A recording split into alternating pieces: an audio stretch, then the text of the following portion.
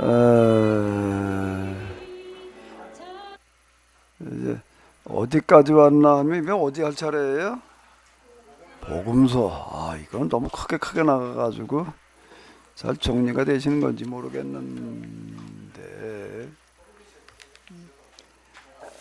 복음서는 이제 사복음서인데 사복음서도 좀 나름대로 다 특징들이 또 있어요. 복음서 신학의 특징들이 있고 그런데, 이제 제가 이걸 준비를 하면서 이 복음서에 와가지고선 어렵더라고요. 여기서 믿음을 어떻게 접근을 시켜야 되나. 어?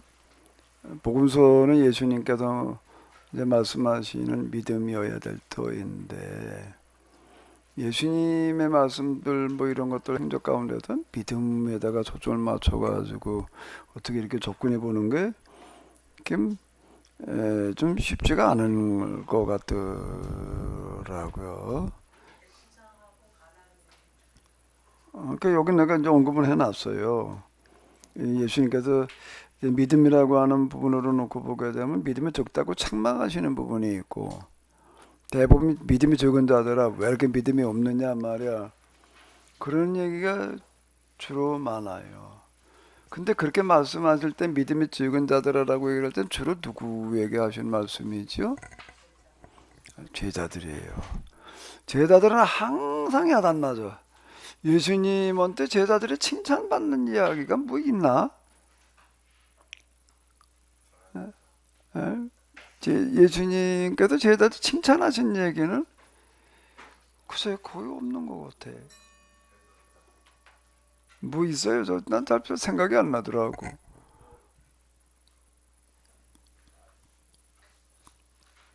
근데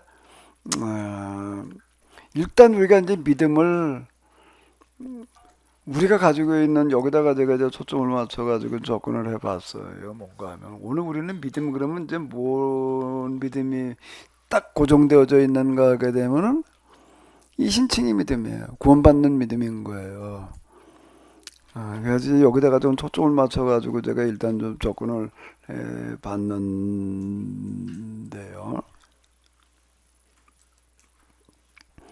뭐 우리가 너무나 잘 아는 얘기, 공간복음에서는 이제 다 다루고 있는데요. 어떤 사람이 주님께 와서 이르되 선생님이 내가 무슨 선한 일을 하여 영생을 얻으리까. 자, 이렇게 질문을 했다는 거는 일단 여기서 한번 생각해 보자고요. 이 어떤 사람인가라고 하는 거가 부자 청년 어쨌든 율법사라고도 나와 있어요. 그러면은 이 사람은 왜 이렇게 질문을 했을까 예수님한테? 이 질문만 가지고 일단 생각해 봐요. 이 사람은 왜 예수님한테 와도 내가 무슨 선한 일을 하여야 영생을 얻으리까라고 물어요. 왜 이렇게 물었을까? 본인 현 상태가 영생에 대한 확신이 되지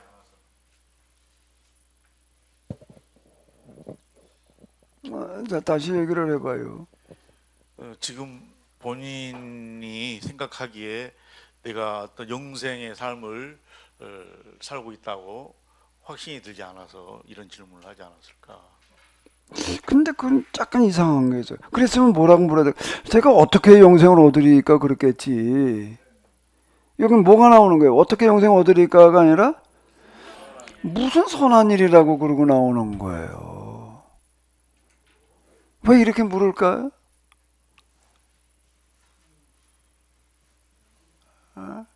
그죠? 무슨 선한 일이라고 하는 게 왜 들어가요, 여기에? 뭐, 얘기를 해봐요. 네, 이 마태복음 19장 에 나오는 본문이니까 아마 그 예수님이 그동안 했던 말, 여기저기 다니면서 했던 말에 대해서 익히 알고 있고, 알고 있는 예, 거예요. 알고 있고 그런데 대체 어떻게 선한 행위를 어떻게 해야 되는가 좀 더 구체적으로 알고 싶어서 그러니까 그 행함이 없으면 뭐 모래 위에 성을 짓는 거랑 똑같다 이런 산상수훈도 이미 들었고 그런 얘기를 들었는데 선한 행위를 무슨 선한 행위를 해야 되느냐 이게 좀 구체적으로 모르지 않았습니까? 예예예. 이미 알고 있어요. 예예예. 또 우리 임재철 목사님. 이 청년 뭐 젊은 관원이라도 그렇고 부자라도 그렇고 뭐 여러 호칭이 있는데 자기가 선한 일은 자신이 있는 거예요.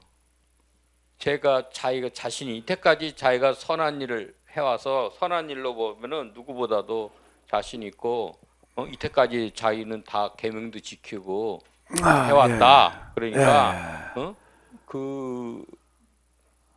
그걸로 그렇게도 생각해 볼 수가 있고요. 또 어떻게도 생각해 볼 수가 있을까? 또 생각해 볼 수 있는 거 다 생각해 보자고요. 왜 이렇게 질문을 할까라고 하는 거에 대해서 지금 이제 수의분들이 얘기하신 거는 다 이렇게도 나름대로 일리가 있어요. 또 다른 측면에서는 어떻게 생각해 볼 수가 있을까? 계속 본인이 율법을 배우고 종교 지도자로부터 들었을 때 하나님의 말씀 또 율법의 말씀을 말씀대로 지켜야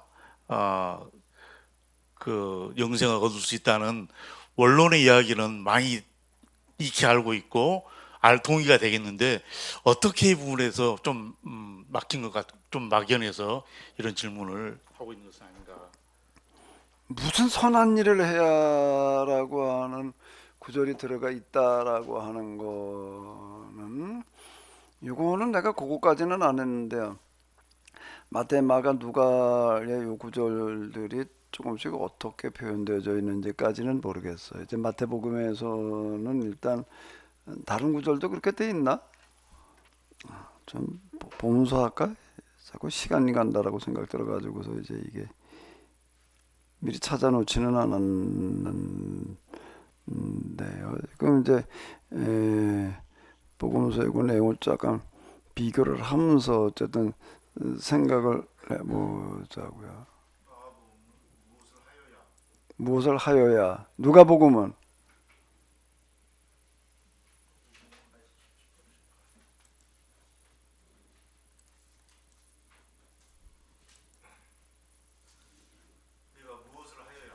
네, 그런데 이제 마태복음만 무슨 선한 일을 하여야라고 들어가 있는가 보네. 마태복음만 무슨 선한 그게 들어가 있다는 얘기예요. 무슨 일이라고 하는 게 아니라 무슨 선한 자 일이라고 그래도 그렇고 무슨 선한 자가 들어갔든 안 들어갔든지 간에 왜 이런 질문을 했을까라고 하는 걸 다시 우리가 한번 초정을 해보자고요. 장도주 장로님.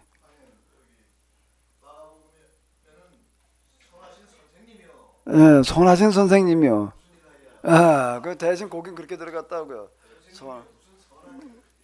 여기도 그렇게 선한 선생님이라고 그러지 그냥 선생님이라고 여기는 그냥 뭐 그 같은 얘기네요.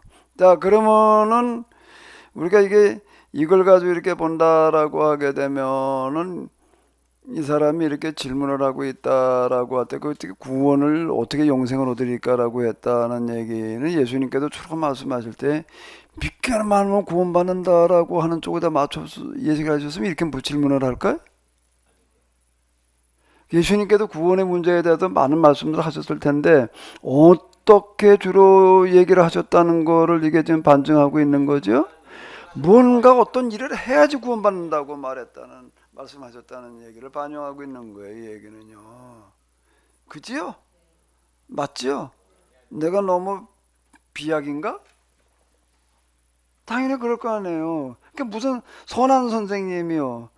또는 내가 무슨 선한 일을 해야 구원을 얻으리까 영생을 얻으리까라고 얘기를 하는 질문은 뭘 우리에게 생각하게 하는가라고 하게 되면은 예수님께도 구원과 관련된 얘기를 하실 때는 믿기만 하면 구원받는다고 얘기하셨다는 걸 반영할까요? 그건 아닐 것 같아요. 왜 오늘 우리는 무슨 선한 일을 해야 구원받느냐 이런 생각 자체가 우리 가운데는 없어요.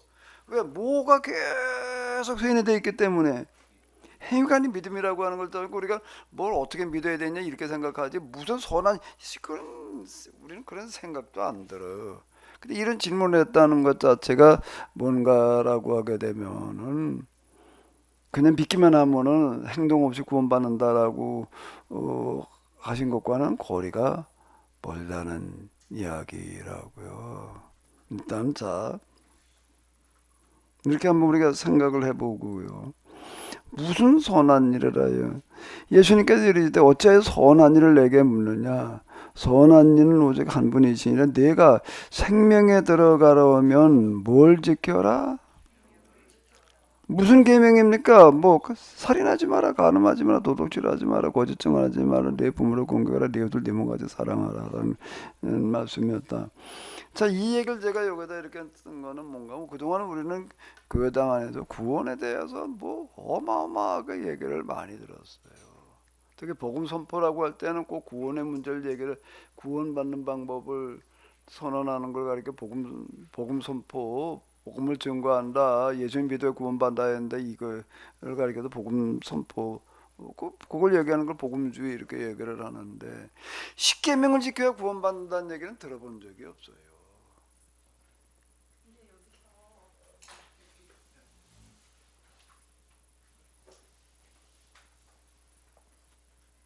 예수님께서 대답하신 것 중에는 1부터 4계명은 빠졌잖아요. 예, 그러니까 그거는 행위가 아니고 그냥 믿음에 관한 거기 때문에 1부터 4는 왜 빼놓고 말씀하신 거죠? 이 부분은 실천과 직접 관련이 있기 그러니까 때문에 실천하고- 사람들과의 관계 속에서 실천 행위가 들어 선한 일이기 때문에 아니 그러니까 이게 행위니까. 이제 1계명, 1, 2, 3, 4계명이 아닌 5계명부터 이렇게 쭈루루 열거되어져 있는 거는 이 계명이 뭔가라고 해서 돌판에 둘로 나뉘어져 있는데 하나님을 섬기는 어떤 그런 부분이라고 한다면은 한 부분은 사람들과의 관계를 얘기하는 거란 말이에요. 그리고 이 실천 행동이라고 하는 건 주로 어디인가 하게 되면 이 두 번째에 들어가는 거예요. 그러니까 이제 선한 일 이렇게 되는 거예요. 근데 어쨌든 난 통들어 십계명을 지켜야 구원받는다. 차분히 이런 얘기를 들어봤나? 에? 이런 얘기를 황 집사님 이런 얘기 좀 들어봤어요?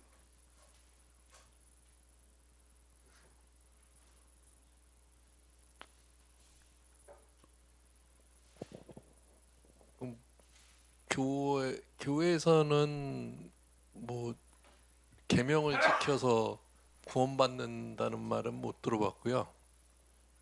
제 경험에는 그러니까 교회 나가기 전에 그 성경을 좀 읽어본 적이 있었는데 좀 굉장히 좀 혼란스러웠던 게 복음서에는 예수님이 분명히 무슨 계명을 지켜라 이런 말씀이 좀 나오는데 뭘 이렇게 지켜라는 말이 많이 나왔었는데 뭐 뒤에 편지 뭐 있다고 그러는 데서는 그런 게 없고 그냥 믿음은 구원받는다 이런 게 있어서 좀 뭘로 구원받는다는 소리야 이러고 있었는데 교회 나가고 이제 설교를 듣고 이러면서 앞에 있는 거는 별로 언급이 없으세요. 근데 그렇더라도 그게 항상 의문으로 남아 있기는 했었습니다. 분명히 예수님은 뭐뭐뭐 해라 그러면 구원 받을 거다 이렇게 뭐를 지켜라 이런 식으로 뭐를 해라 이런 행동 같은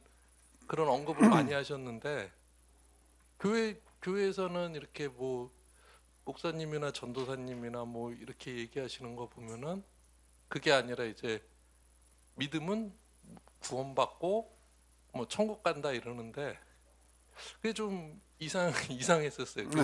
왜 근데 분명히 근데 거기서도 제가 안 풀렸던 거는 예수님은 분명히 그렇게 얘기하셨는데 바울 서신에 있다고 그래서 바울은 예수님보다 위가 아닌데 예수님 예수님을 믿는 사람인데 그 사람이 그렇게 얘기했다고 그래서 예수님이 하셨던 말이 그렇게 중요하게 취급이 안 된다는 거는 좀 그 이해가 안 됐던 것 중에 하나였어요. 예, 아까도 얘기했던 것처럼 오늘 우리는 그리스도인, 그리스도를 따르는 크라이스트, 크리스찬이기보다는 다윗을 따르는 데이비디안이라고요. 마찬가지로 지금 뭔 얘기가 되는가라고 하게 되면 오늘 우리는 또 지금 이런 문제 앞에서 이렇게 놓고 본다라고 하게 되면은 예수님의 구원론보다는 바울의 구원론을 따르는 또 이번엔 또 폴리 아니야 이거. 바울주의에 이러냐 우리냐. 바울의 구원론 가지고서 우리는 맨날 구원을 얘기를 하고 있다고. 그럼 예수님께서 말씀하신 거는 어떻게 해야 돼?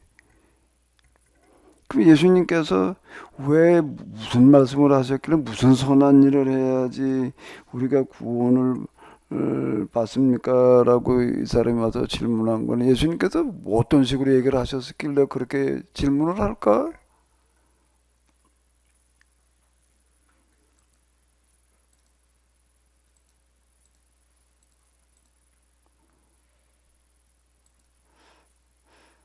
자, 이렇게 얘기를 하시는 거예요. 자, 한번 읽어봐봐요.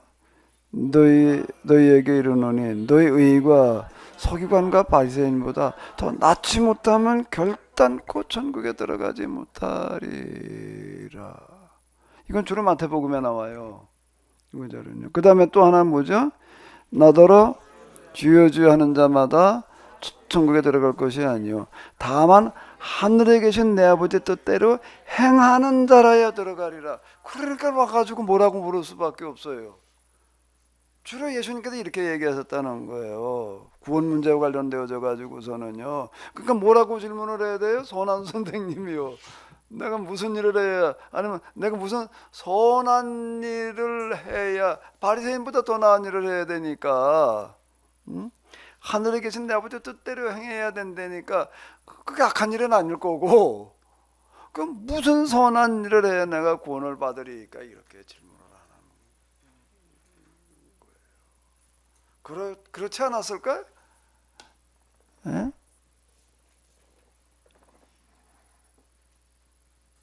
예수님께서 가르치신 구원론은 전적으로 행위 구원론이에요. 실천 구원론이었다라고 하는 거예요. 서기관과 바리새인보다 낫지 못하면 결단코 천국에 들어가지 못하리라.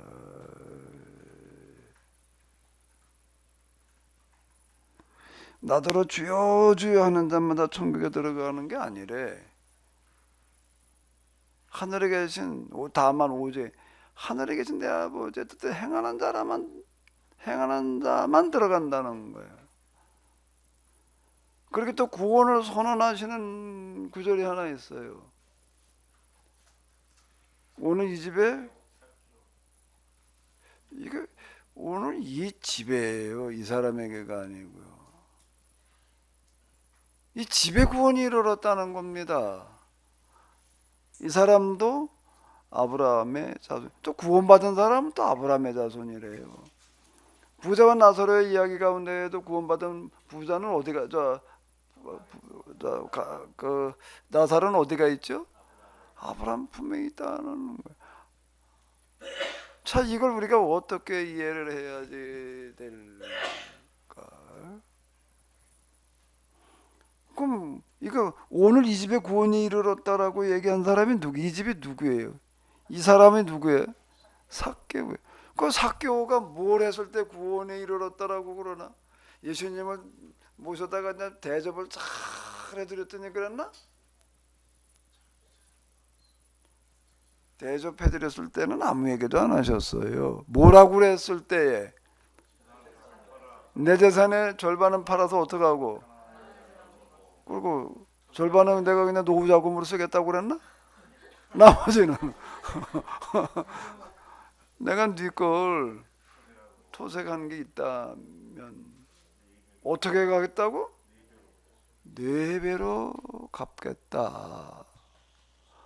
라고 했을 때에 이 집의 구원에 이르렀다라고. 이게 집인가 그러면은 이 사람이라고 그러죠.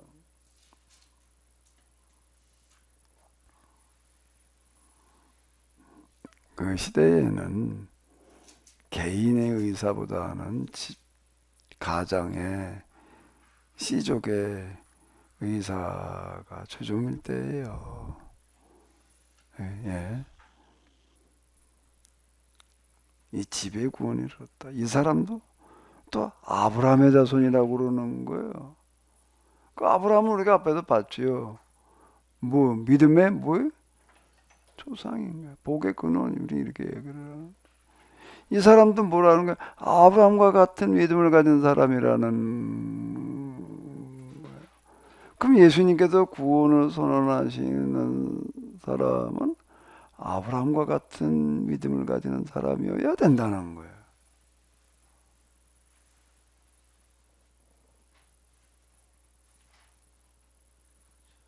그럼 도대체 바울은 뭐라고 그런 거냐? 그건 이제 다음으로 가자고. 다음 시간이 있어요. 자, 어쨌든 예수님 말씀이 더 중요해요. 바울의 얘기가 더 중요해요. 그 여러분들은 예수님 믿는 사람이에요? 바울을 따르는 사람이에요? 근데 왜 구원은 바울의 얘기를 가지고 구원받겠다고 달라들어요? 그 뭐 어제 금방 뭐 크리스찬이라고 예수님 따른다라고 그랬는데 남계 소장 얘기가 제일 컸어요. 그동안 뭐 구원을 어떻게 받는다고 생각을 했어요?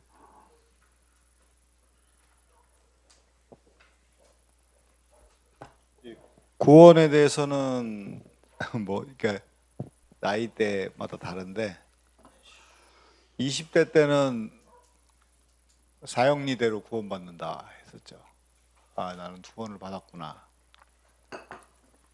그 바울에 기초한 사형리. 근데 이제 30대에 들어오면서는 예수님의 말씀이 막 눈에 들어오더라고요. 이렇게 안 맞는 게. 그래서 아까 우리 집사님처럼 어떻게 된다는 거냐 도대체. 근데 이제 이 책 저 책 읽어봐도 이렇게 정리가 잘 안 되는 상태였죠. 그래서 구원에 대해서는 잘 모르겠다. 내가 구원을 받을지 안 받을지도 잘 모르겠다. 이런 상태에 그냥 있었어요. 그렇게 계속 신앙생활을 해왔던 것 같아요.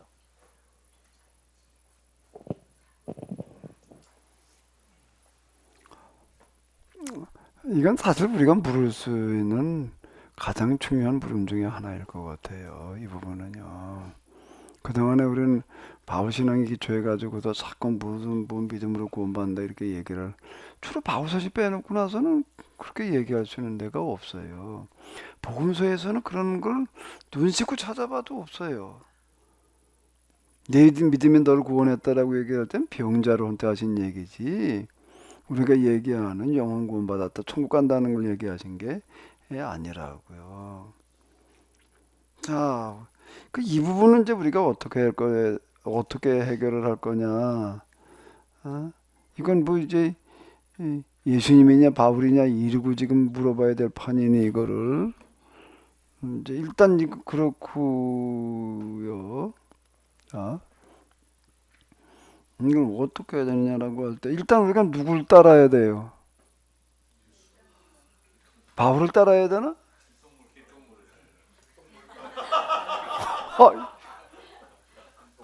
왜 날 따라와? 나 이러면 내가 뭐 어떡하라고 날 따라와? 나 이거 여러분 지금 저기 본격적으로 들어가시기 전에 지금 이제 신약으로 지금 처음 넘어온 거 아니에요? 네. 복음서. 그리고 지금 우리 주제는 믿음이고. 예. 그런데 지금 앞부분에 구약에 아브라함부터 지금 선지자까지 믿음에 관해서 얘기할 때는 제가 제 기억으로 어쨌든 구원이라는 말이 한 번도 안 나왔어요. 구원이라는 용어가 개념이 용어가 안 나왔어요. 네. 근데 이제 복음서로 오면서 믿음을 얘기하는데 구원이 나왔다면 네. 그러면 구원과 믿음이 연결된다는 얘기니까 구원에 대해서 얘기를 해야 이 복음서로 들어가는 그에 대해 이제 구원을 다 아는 걸로 전제하고 가면은 좀 곤란하다. 다시 말해서 구원은 성경 전체로 보면은 여러 의미로 쓰지 않습니까?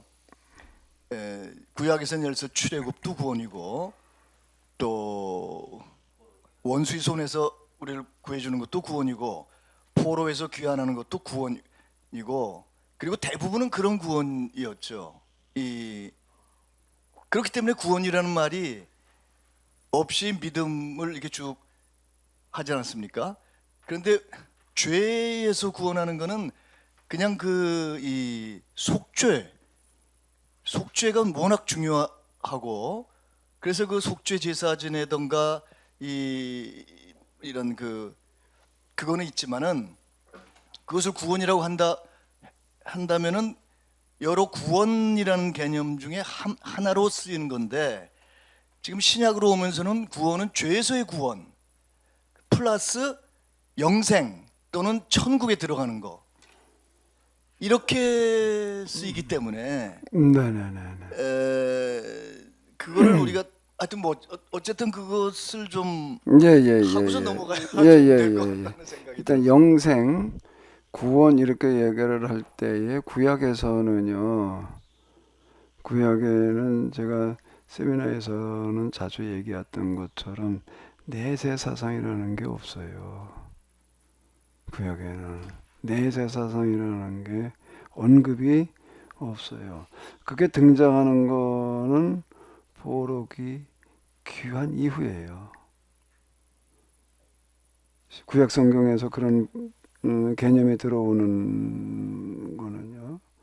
그런데 일반 세속 종교에서는 다 내세를 얘기를 한다고 현세 내세를 나눠놓고 얘기를 하거든요.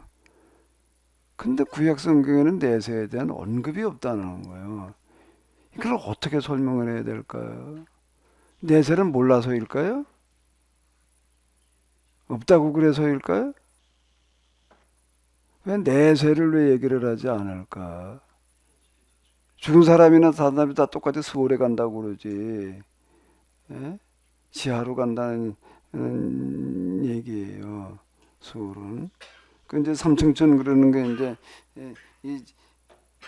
옛날에 땅이 평면이라고 생각을 했으니까 이 세계에서 이 밑에도 세계가 있다고 그랬고 지하의 세계가 있고 지상의 세계가 있고 천상의 세계가 있다. 이제 그 삼층천 이렇게 이제 얘기를 하는데 그 이제 다 죽으면 누구나 다 그냥 지하의 세계로 간다. 이제 이렇게 생각을 했다고요.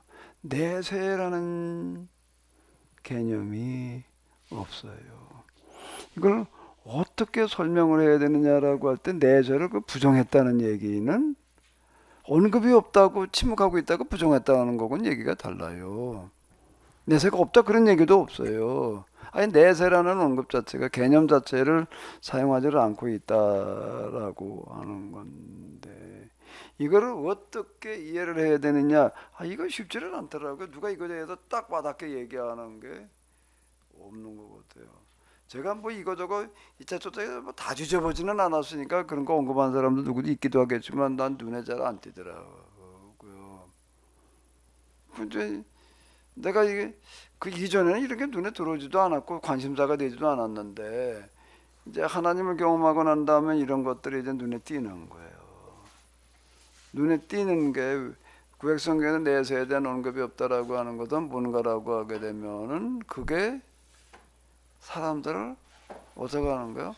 호도하는 거예요.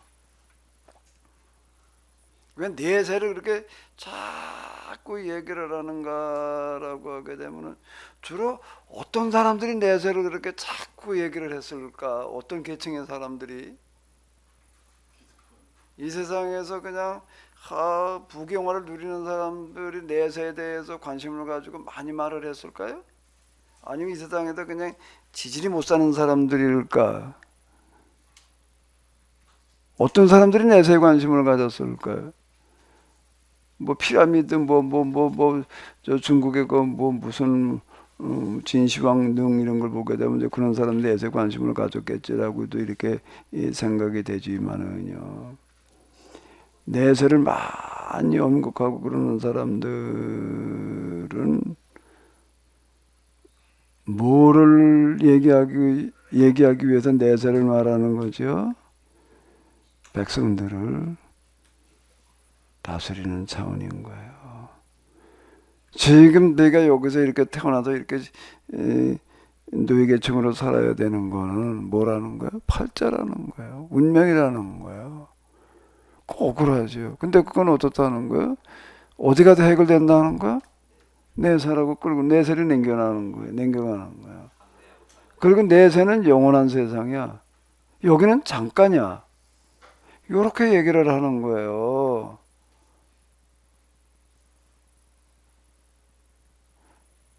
잠시 세상에 내가 살면서 이것도 좀 고려해 봐야 돼. 그전엔 그런 줄 알고 그랬는데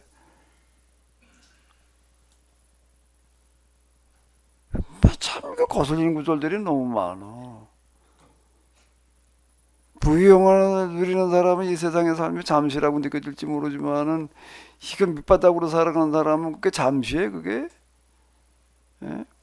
그게 잠시냐고요. 이게 너무 무슨 완전 속임수고 사기극이에요. 그래서 구약 성경은 아예 내세에 대한 언급조차 없어요. 뭐가 거기서는 구원인가라고 하게 되면은 애굽에서부터 탈출이 구원이에요.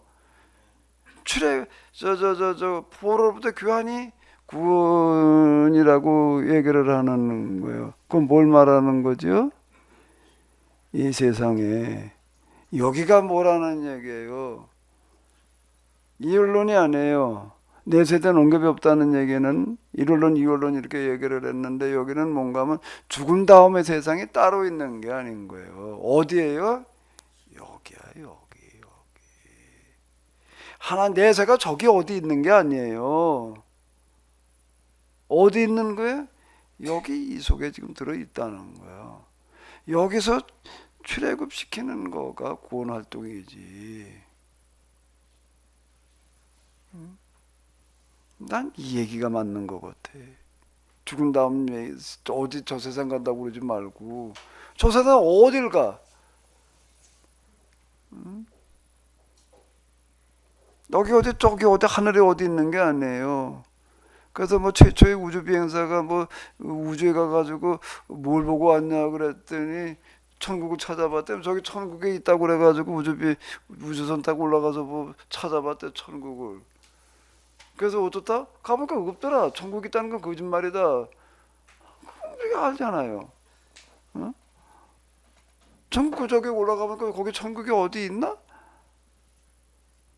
망원경 있기 전에는 거기 어디 있나 본데 망원경 가지고 이제 뭐 전자 망원경이 얼마나 지금 그 성능이 좋아. 어디 있어요? 은하계는 있을지 몰라도 말.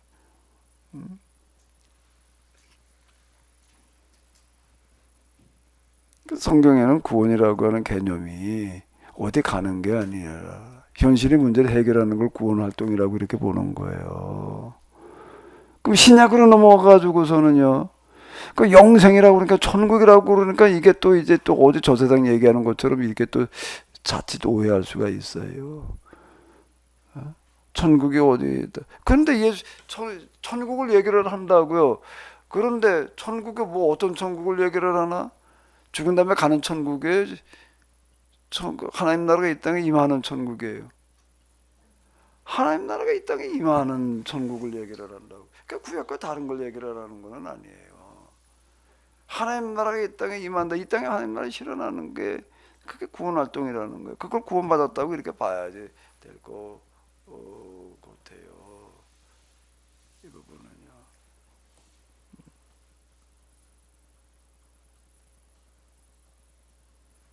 믿음이라고 하는 것도 이거하고 직결되는 거예요. 이 땅에 하나님 나라 임하게 하는 거에 대한 신뢰, 믿음.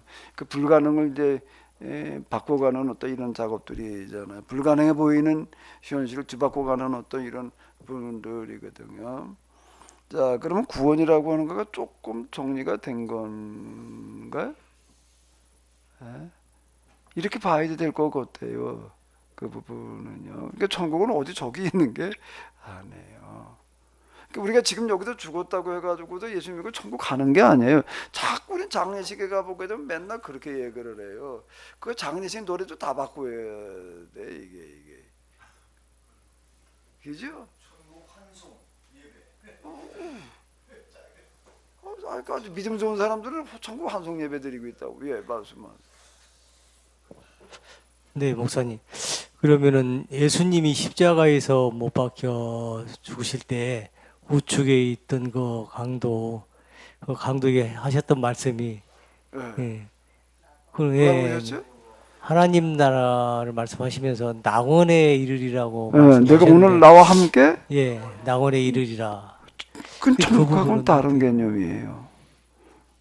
낙원은 우리 낙원 뭐냐 또 생각해보자. 시간 가니까 이제 그냥 넘어갈게요. 좀 빨리빨리 뭔가. 자, 그럼 이제 이거는 예수님께서는 항상 죽은 사람을 뭐라고 그랬어요? 잔다라고 그랬고요. 그리고 예수님의 재림 때 죽었던 사람들을 뭔가 잠들었던 사람들이 다 어떻게 한다는 거? 깬다고 그러는 거예요. 그럼 사람이 죽으면은 이 언론 사상에서는 이렇게 보는 거예요. 육체는 여기다 내버려 두고 영혼은 어디 간다고 이렇게 보는 거예요. 차제로도 그렇게 이해를 하고 그렇게 설교를 많이 해요. 그 제대로 된 구석이 없어요. 우리는 사실 지금 그동안 교회에서 한 얘기를 가만히 분석을 해보게 되면요, 제대로 된 구석이 없다라고 그래도 조금 말이 약해. 제대로 돼 먹은 뭐 구석이 없어. 이게 하는 목에 맨날 개수작이나 하고 있고, 참 이거 뒤집어 엎어야 될 게 정말 많아. 정말 열받는 게 이게 한두 가지가 아닌 거예요. 이거 그냥 봐 넘어갈 얘기가 아니에요. 이게요. 이해해주자 뭐 이러고 넘어갈 수 있는 것도 이게 지금 그걸로 말미암아 오류가 지금 얼마나 큰데 이게 그냥 봐주고 넘어가야 될 노릇이에요. 이게 지금요. 죽은 다음에 우린 이렇게 육신 여기 놔두고 영혼이 어디 하나님 나라 가는 게 아니라고. 이거 어째 그런 얘기가 성경에 어디 있냐고. 예수님께서는 잠들어 있다고 그랬지. 잠든다고. 어디 잠드나? 어디 가서 잠을 자요? 요관으로 가나? 호텔로 가나? 어디에 잠들어 있어야 되나? 그 육체 속에 잠들어 있는 거예요. 그렇다고 그게 깨어나는 거예요. 죽은 다음에 영혼이 어디 하나님 나라 가는 게 아니라 어디 그런 얘기가 있냐고. 찬송가에는 있지.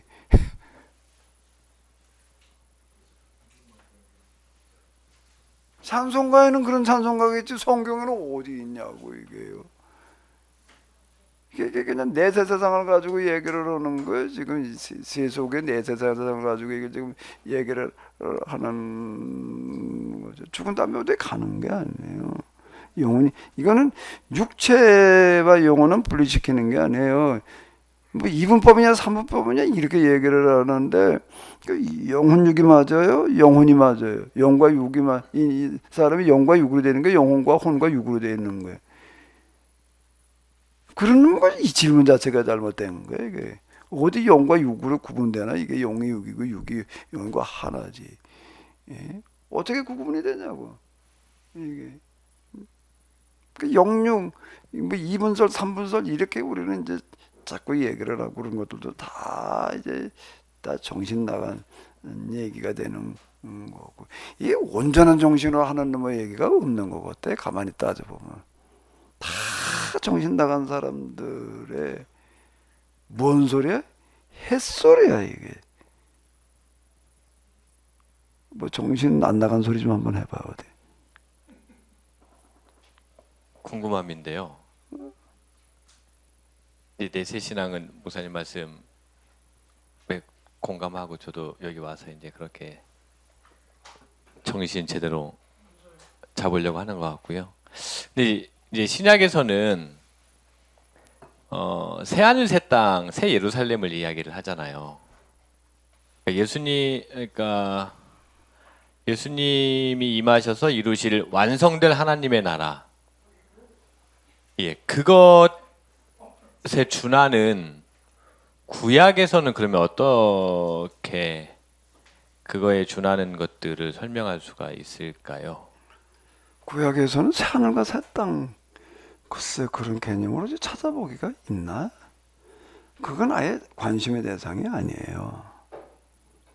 그런 부분들은요. 그리고 이제 내세라고 하는 어떤 이런 개념 자체가 바벨론을 경험한 다음 페르시아 사상이라고 그런다고 조르사스토교 이렇게 얘기를 하거든요. 그게 영향을 받아가지고서 이제 이게 들어왔다. 그래가지고서 우리가 아는 바대로 바리새인과 사두개인의 차이점 중에 하나가 뭔가 하면 바리새인들은 뭘 인정하는가 하면 영을 인정을 하는 거예요. 내세를 인정하는 거예요. 사두개인은요 노예예요. 그런 게 성경에 어딨냐 그러고 나오는 거예요. 사두개인은 보수적인 사람들이라고요. 그런 부분에 있어서는요. 그런 부분에서는 사두개인들이 보수적이에요. 성경 어디 그런 얘기가 있어요? 그건 없다 이러고 나오는 거예요. 천사도 없다 이러고 나오는 거예요. 네, 근데 이제 어쨌든 우리 기독교 안에서는 요한계시록의 새 예루살렘 해서 완성될 하나님의 나라에 대한 어떤 그런 개념들을 물론 그 내세가 아니라 이 땅에서 완성될 하나님의 나라에 대한 이야기를 하는 거잖아요.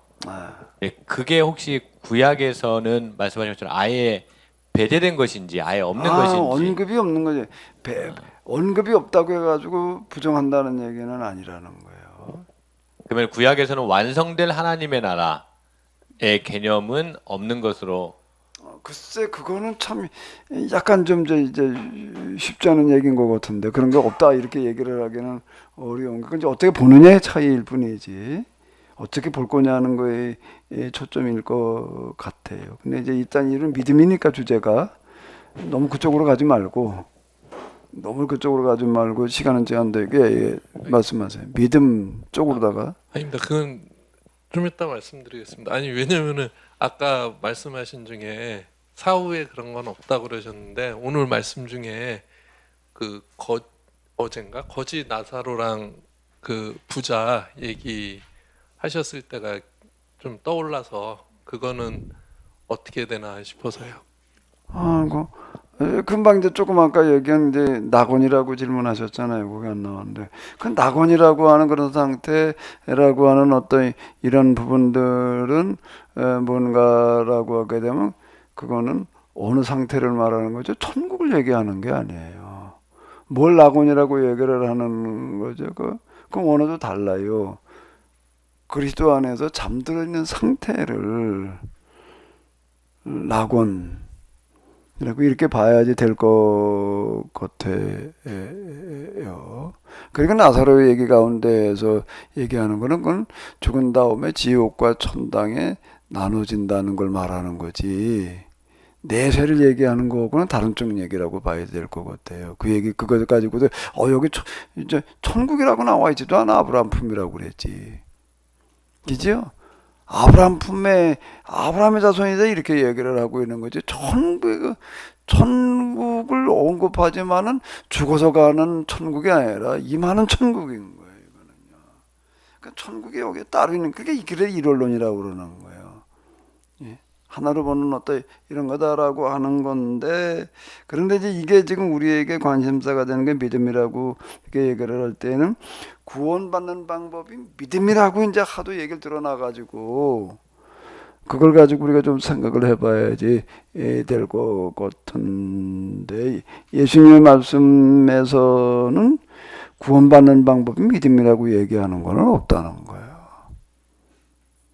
유일하게 오늘 이 집에 구원이 이르렀다라고 얘기하는 구원을 선언하는 게 아마 거의 유일한 얘기인 것 같은데 그건 삭개오의 행동이 그 아브라함의 후손이다. 아브라함의 믿음을 이제 지금 본받는 거다라고 하는 측면에서 이렇게 선언하는 거고요. 아브라함처럼 하는 게 구원받는 거라는 거예요.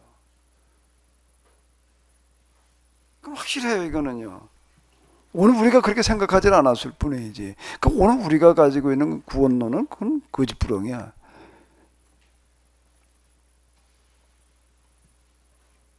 그러면 또 이제 의문이 생겨. 그럼 그렇게 믿고 있던 사람들 다 구원 못 받았다고 그러냐? 그렇게 얘기하면 또 뭐라고 해야 되나? 누가 그러더라고요. 이렇게 얘기를 하니까. 그리고 여태껏 믿었던 사람 다 구원 못 받은 거냐? 이러고 나오더라고요. 아노실 목사님 마이크 잡서 그것 좀 대답해봐. 뭐라고 해야 돼?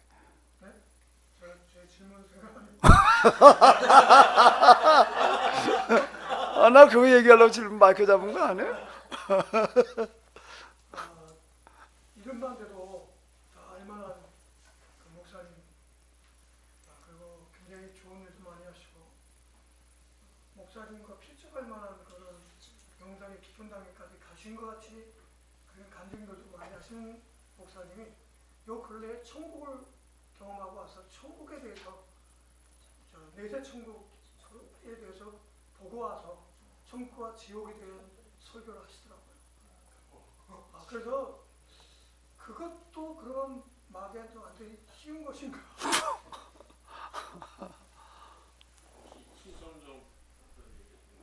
네? 아니 그 목사님보다 훨씬 아, 이거 진짜 마귀에게 씌었다는 얘기 한 번 했다 그냥. 그것도 귀신에게 씌인 거냐 이래놓으니 이것도 쉽지 않은 얘기인데 우리가 이제 입신 환상 가운데서 뭐 천국 갔다 왔다 그래가지고 실감나게 이제 어디에 있는 거 거기에서 지금 뭐 구원받은 사람들 살아가는 것 같이 얘기하는 어떤 이제 그런 얘기들이 많이 있거든요. 그런데 일단 우리가 지금 죽음이라고 하는 거가 여기서 지금 죽은 다음에 바로 천국 어디 가 있다라고 그렇게 생각하는 건 아니에요. 어디 있지도 않아요. 제3의 어떤 그런 장소가 있다는 것 자체도 모순이고. 그럼 왜 자꾸 그렇게 그런 감정들이 나오고 어디 갔다 왔다고 그러는가라고 한다면은 생각한 대로인데요. 마귀라고 하는 것을 보게 되면 우리나라에서는 마귀를 경험할 때 뭐로 경험하는가라고 하게 되면은 무슨 귀신을 만났다고 그래요? 처녀 귀신. 또 무슨 귀신? 무슨 뭐 도깨비 뭐 어쩌고 저쩌고. 서양에는요. 서양에는 뭐 드라큘라 마귀 할멈이라고 그래. 그건 할멈 귀신이지 처녀 귀신이 아니야. 그러면 이거 귀신이 어떻게 된 거야? 서양 귀신하고 동양 귀신이 다른가? 그거 다 달라요, 이게 문화권마다. 그러면 귀신을 경험했다고 그러면 서양에서는 할멈 귀신을 경험하는 거야.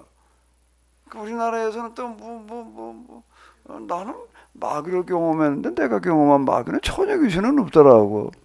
도사, 산신령, 어우, 이야, 어쨌든 뭐 그런 거더라고요. 내가 이제 아주 맞붙어 씨름하는 귀신들은 다 어쨌든 처녀 귀신, 도깨비는 아니었고, 무슨 도사, 산신령, 그거 뭐 어디 저 중국 무슨 뭐 영화에 나오는 장면이야 이건 뭐 무기를 가지고 싸우는 게 아니라 뭐 장풍이 날아오는데 그냥 뭐. 진짜예요. 그런 싸움을 하는 식으로 나는 전개가 되더라고요. 그럼 귀신이 서양 귀신과 동양 귀신이 달라요. 그럼 뭐의 차이일까요?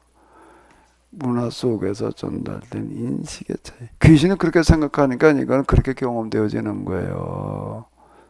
그렇게요. 우리는 맨날 들었어요. 뭘 어떻게 들었어? 죽어도 하나님 나라 가서 무슨 상급을 받아가지고 뭐 어쩌고 저쩌고 그러다가 보니까 환상 가운데 무슨 환상이 보이는 거예요? 그런 천국의 환상이 보이는 거야. 난 무슨 그 영생의 길을 가면서 그런 환상 한 번도 난 그 근처도 없더라고. 왜? 내 머릿속에 그런 개념이 없으니까 그 지가 생각한 대로 이게 보이는 거예요. 이게요. 생각하는 대로 얘기해요. 난 그렇게 설명해야 될 것 같아. 예, 그런 부분들이요. 들은 대로 이제 이렇게 경험이 되어진다라고 이렇게 이제 봐야 될 것 같은데. 자, 이제 얘기가 이제 딴 데로 가지 말고 믿음으로 가자고요. 이런 얘기 끊으면 자꾸 딴 데로 가자. 딴 데로 가는데 믿음으로 다시 돌아가 봐요. 자꾸 우리는 믿음이라고 하는 거 구원의 도구 모양으로 생각을 했어요. 구원의 방법으로다가. 근데 신약 성경에 일단 바울 서신은 내리고 복음서에는 그런 언급이 없어요. 그렇게 구원받는다는 얘기 자체가 없다. 믿음이라고 하는 거는 뭐가 믿음인가 하면 아브라함처럼 행동하는 거를, 그렇게 사는 거를 믿음이라고 그러는 거지. 여기서는요.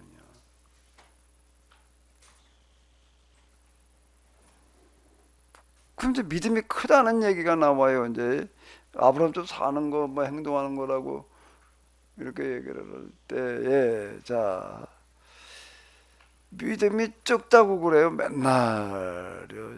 그리고 그냥 야단을 맞아요. 제자들은요.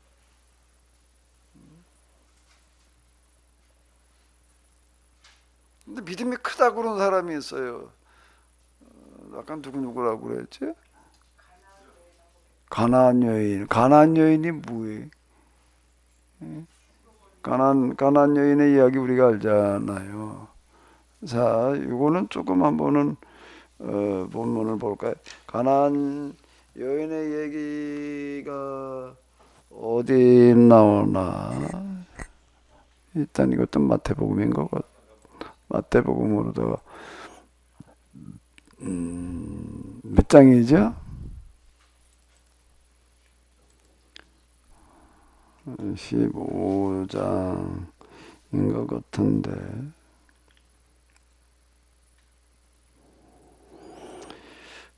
이건 이제 예수님께서 갈릴리 사역을 마지막으로 마무리 지으시는 이야기 가운데 들어 있어요. 제자들과만 시간을 보내시기 위해서 이제 아예 이제 피난을 가셨어요. 그래서 나가다 두로와 시돈 지방으로 들어가시니 가나안 여자 하나가 그 지경에서 나와서 소리질러 가로되. 이건 마가복음 7장에도 나오니까 같이 보자고요. 자, 여기 이렇게 보게 되면 여기는 가나안 여인에게 수르보니게라고 이렇게 얘기를 하는데, 똑같이 자, 이걸 가지고 이제 우리가 이렇게 같이 보시게 되면은요, 여기 거기를 떠나 두로 지방으로 가서 한 집에 들어가 아무도 모르게 하시려 하나 숨길 수 없더라. 이제 요 말이 이제 마가복음도 추가가 돼 있는데, 이게 이제 더 이 마가복음 얘기가 조금 더 실감나게 얘기가 되고 있는 것 같아요. 더러운 귀신 들린 어린 딸을 둔 한 여자가 예수님의 소문을 듣고 와서 그 발 아래 엎드리니, 그 여자는 헬라인이요 수르보니게 족속이라. 근데 이제 여기보다도 또 여기 하나 더 소리 질렀다는 거예요. 마태복음에는 그 지경에서 나와서 소리 질러 이르되 주 다윗의 자손이여 나를 불쌍히 여겨서 내 딸 흉악하게 귀신이 들렸나이다. 예수님이 한마디도 대답을 아니하셨대. 그랬더니 제자들이 와서 청했다는 거예요. 그 여자가 우리 뒤에서 소리를 지르니 그를 보내소서. 예수님께서 대답하시기를 나는 이스라엘 집에 잃어버린 양 외에는 다른 데로 보내심을 받지 아니했다라고 그러시는 거예요. 그랬더니 예수님께서 그 여자가 예수님께 절하여 이르되 주여 저를 도우소서. 그러면서 이제 그때는 뭐라고 말씀하셨죠? 자녀에게 떡을 취하여 개들에게 던짐이 마땅치 아니하니라. 그랬더니 여자가 뭐라고 그러는 거예요? 죄 올소이다마는 개들도 제 주인의 상에서 떨어지는 부스러기를 먹나이다. 마태복음에서는 예수님께서 대답하여 이르시되 여자여 내 믿음이 크도다 네 세운 대로 되리라 하시니 그때부터 딸이 나왔다. 근데 마가복음은 조금 다르게 얘기를 해요. 예수님께서 이르시되 자 주의 올소이 여자가 이렇게 대답합니다. 주의 올소이다마는 상 아래 개들도 아이들의 먹던 부스러기를 먹나이다. 여기다 내 믿음이 크도다라고 하는 얘기는 이제 마태복음에 나오는 얘기이고요. 마가복음은 말씀이 없는 것 같아요. 대신 뭐라고 말씀하시는가라고 하게 되면은 이 말을 하였으니 돌아가라 귀신이 내 딸에게서 나갔느니라. 그러면은 이 여자의 딸에게도 귀신이 나간 건 예수님께서 쫓아내시는 건가요? 누가 쫓아낸 거예요? 마가복음에 의하면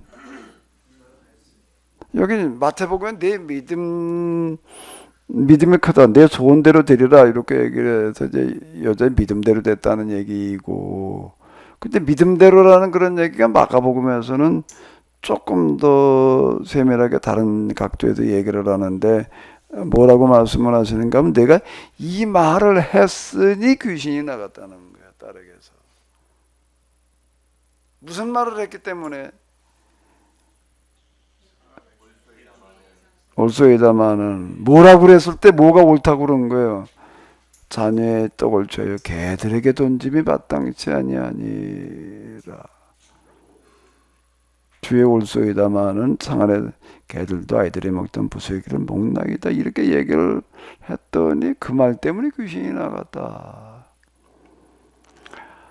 제가 이제 이건 세미나 때, 복음서 세미나 때 뭐 굉장히 중요하게 여기고 강조했던 그런 이야기인데, 여기 예수님께서 갈릴리 사역을 마치고 제자들과 이제 두로와 시돈 지역으로 가셔가지고 이제 따로 시간을 가지시는 건데요. 그 기간이 대략 계산을 해보게 되면 한 6개월 정도로 이렇게 추산이 되어져요. 그건 뭐 가지고 하는가 하면 여기 절기 뭐 어쩌고 저쩌고 계절 이런 게 나와가지고 이제 그걸 가지고 추론에 들어가게 되면은 한 6개월 반년 정도를 제자들과 이제 마지막 시간을 보내셨다라고 하는 건데, 단지 뭘 하셨다는 이야기는 없어요. 6개월 동안 무슨 이야기를 하셨다는 얘기는 없이 요 얘기만 달랑 나오고 있어요. 그 요걸 가지고 우리가 추정을 해야지 되는 거예요. 왜 거기 6개월 동안 있었던 그 많은 이야기들 딴 건 다 빼뜨려 놓고 요 얘기를 써놨을까? 이건 거기 있던 제자가 쓴 거예요. 요것만 달라당 써놨어요. 그 얘기는 뭔 얘기가 될까요? 요 여자 얘기와 관련이 있는 걸 가지고 시간을 보내셨다는 얘기가 이렇게 되는 거죠. 집중교육의 이게 이제 내용이었다는 얘기예요. 큰 믿음이라고 하는 게 뭐냐라고 하는 어떤 이런 건데, 큰 믿음이 뭐가 큰 믿음이지? 믿음이 크도다라고 하는 거 뭐가 큰 믿음인 거예요? 뭐가 큰 믿음이에요? 자기를 낮추는 건가? 나는 개만도 못하다고 얘기하는 그런 자기를 낮추는 거? 근데 개만도 못하다고 얘기를 하는 것도 맞는 얘기인데, 근데 왜 그렇게 말을 하나? 여자가 다급하니까 그냥 그렇게 말을 한 걸까? 왜 그렇게 말을 하는 걸까요?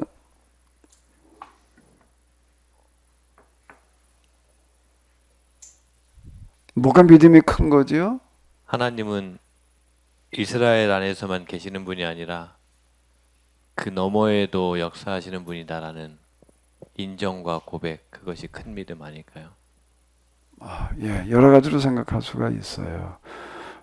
근데 어쨌든 뭔가라고 하게 되면 실상의 고백, 뭐예요? 실상인 거예요. 이 여자는 뭐가 어떻게 됐는지 몰라도, 뭐가 어떤 과정을 거치는지 몰라도, 뭐를 보는가 하게 되면은 자기 자신을 직시하는 거예요. 그러니까 그냥 듣기 좋으라고 한 소리가 아니라는 거예요. 예수님은 그런 거에 넘어가실 분이 아니에요. 이 여자의 이 고백이라고 하는 것 속에 뭐가 들어있는가? 왜 믿음이 크다? 네 믿음대로 되어라. 또는 네가 그렇게 말을 해서 귀신이 나갔다라고 얘기를 하는가 하면, 이 여자의 말 속엔 귀신이 붙을 자리가 없어요. 자, 그렇다는 얘기가 되는 건데, 영성의 길을 간다라고 하는 거는 만남의 길인데 세 만남이에요. 만남의 길이에요. 첫 번째 만남은 순서대로 만나지는데 첫 번째는 뭐와 만날까? 하나님? 순서대로인데 마귀야. 마귀를 먼저 만나는 거예요. 마귀가 먼저 찾아와요. 마귀가 먼저 찾아와가지고 두 가지 행동을 해요. 하나님인 양 행동하기도 하고 또 하나는 방해하기도 하고. 그러니까 마귀가 잘못하면 마귀를 만나고 하나님 만난 줄 알아요. 많은 경우가 그래요. 많은 경우가. 하나님 경험했다 그러면 잘 생각해 봐야 돼. 내가 하나님 경험한 게 맞나? 혹시 마귀를 경험하고 있는 거 아닌가? 잘 물어봐야 돼, 이거는요. 혹시 여러분들 주변에 뭐 어떤 이런 뭔가를 얘기하는 사람이 있다라고 한다면, 특히 목사님 같은 경우에는 그건 특별관리 대상에 그런 사람이 있으면은요, 똑바로 영생을 가고 있는지 아닌지에 대해서 마귀를 제일 먼저 만나요. 그 다음 만남이 뭘까요? 그 다음 만남이 뭘까요? 하나님일까? 일단 만나는 세 만남은 마귀와 하나님과 나를 만나는 건데, 나를 먼저 만날까? 하나님을 먼저 만날까? 나를 먼저. 에? 나를 먼저 만나. 왜 여기서 뭐라고 그러셨나? 신현태 목사님이 나를 먼저 만난다고요? 신현태 목사님 심리학을 전공하셨으니까 이제 얘기를 해보세요.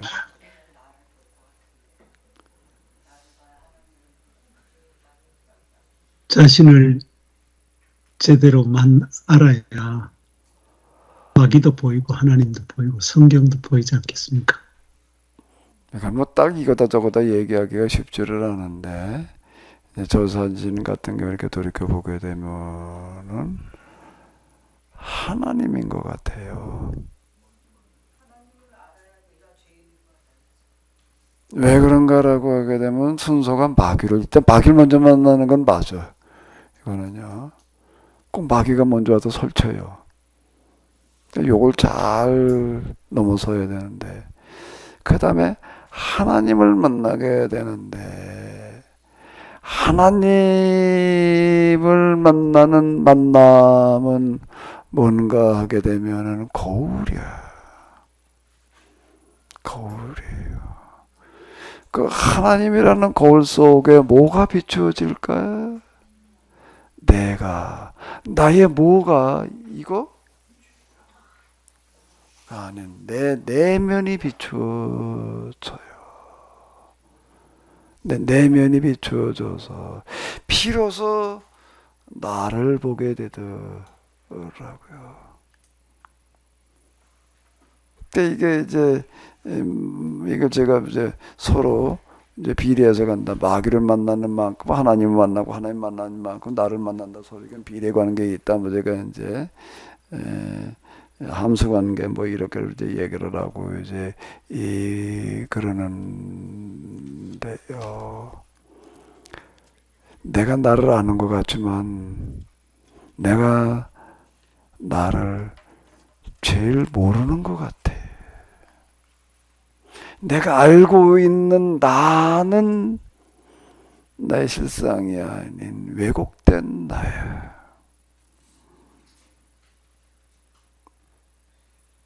착각하고 있는 나예요. 근데 하나님을 배우고 나서의 비로소 내 실상이 보여요. 그건 뭔가라고 하게 되면은, 제가 이건 영성에도 많이 얘기를 하는데, 이춘우 목사님 뭐라고 그랬죠? 네, 더불어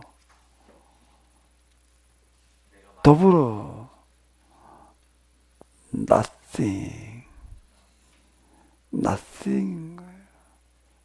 난 아무것도 아닌 거예요. 아무것도 아니는 거예요. 이 무라고 하는 이 부분이 이게 굉장히 큰 어떤 개념으로 다가오게 되는데, 그런데 기독교 신학에서는, 기독교 영성에서는 무를 다루는 걸 내가 아직 못 봤어요. 무는. 근데 그 무는 어디서 많이 다루나게 되면 도덕경에 들어가니까 무 얘기가 많더라고요. 근데 그게 너무 근사해요. 제가 영성의 세계에서 경험한 무와 도덕경에서 만나는 그 무가요, 너무 유사해서 제가 놀래요. 이 도덕경의 노자라고 하는 사람도 그 대단한 영성가였다라고도 얘기를 할 수가 있을 것 같아요. 그 무를 얘기하는 걸 본다면 그건 단순하게 사유에 사는 말은 아닌 것 같아요. 사유의 산물을 가지고도 그렇게 말할 수 있을 것 같지가 않아요. 자, 어쨌든 이런 건데요. 여기 지금 이 자기 자신의 실상을 고백하는 그거를 믿음이 크다고 그러신 거라고요.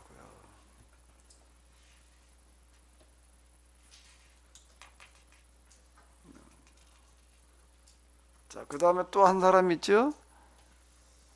또 한 사람 있죠? 누구지요? 자, 또 한 사람 가보자고요.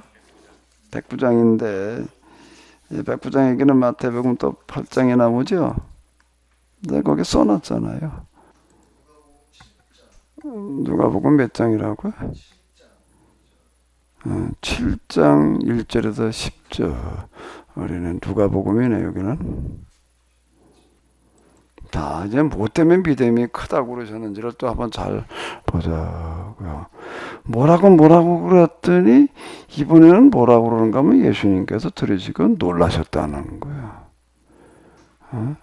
놀랍게 여겨 따르는 자들에게 이르시되 내가 진실로 너에게 이르노니 이스라엘 중에 아무에게도 이만한 믿음을 보지 못하였다. 그 얘기를 하고 있어요. 여기는 놀랍게 여기 이르시되 이렇게 여기 나오고 있습니다. 그럼 이 사람이 뭘 보고서 이스라엘 중에서 이만한 믿음이 없다고 아예 놀라셨지요? 뭐라고 얘기를 했길래 그러나요?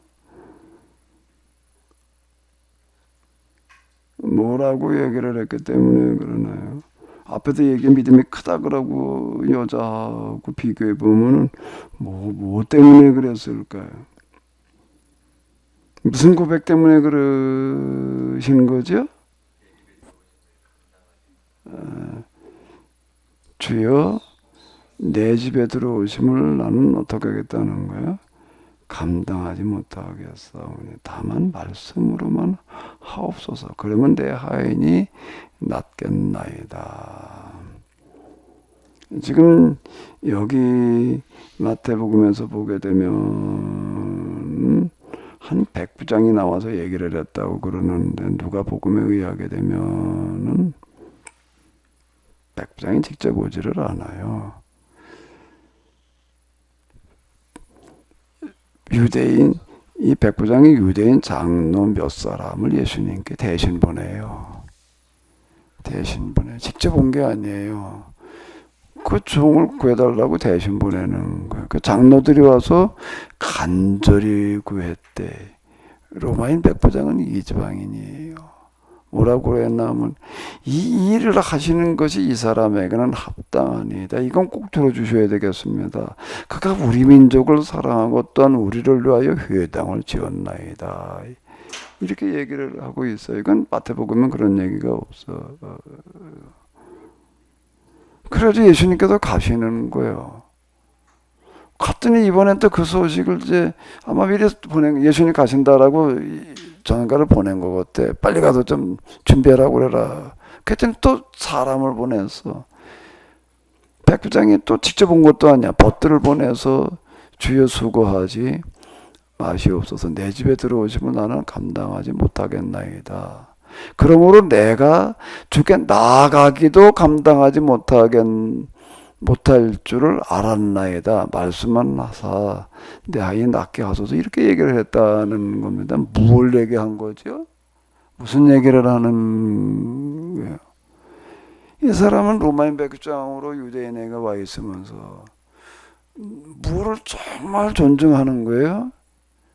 유대인들의 전통을 끝까지 그렇게 무시하지 않는 거예요. 유대인들은 이방인을 대면에서 만나지 않는 게 전통이에요. 누가복음의 얘기가 더 사실에 가까울 것 같아요. 그 자기 하인을 고치긴 고쳐야 되겠는데 고칠 방법이 없어요. 예수님한테 고쳐야 될 것 같은데 예수님한테 직접 나아갈 수가 없어요. 예수님 유대인이고 자기는 누구예요? 이방인이야. 그래서 어떻게 했다는 거예요? 대신 누굴 보내는 거예요? 유대인을, 장로들을 보내는 거예요. 그 장로들이 움직였다는 거는 굉장히 어려운 얘기예요.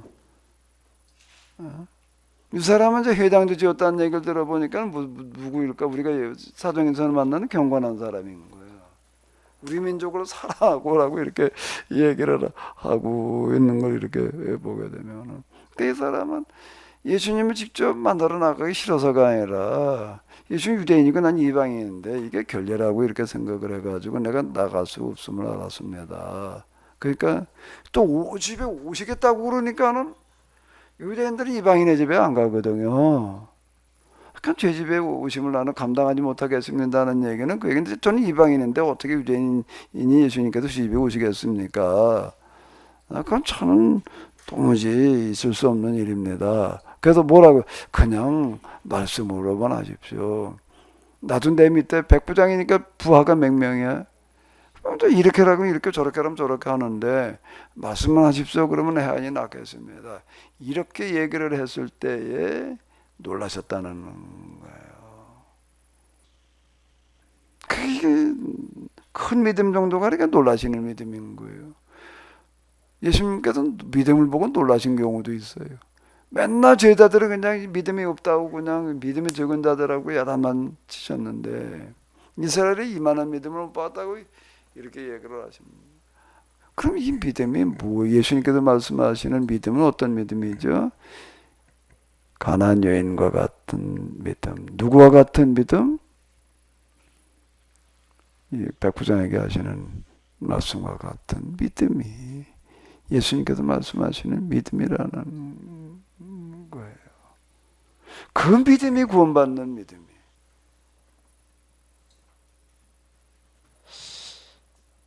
거기에서 하인을 하대하지 않고 하인을 내 식구처럼 내 자식처럼 치료하고자 하는 어떤 그런 구약의 전통의 믿음으로 이어오는 그런 마음도 믿음으로 표현할 수는 없을까요?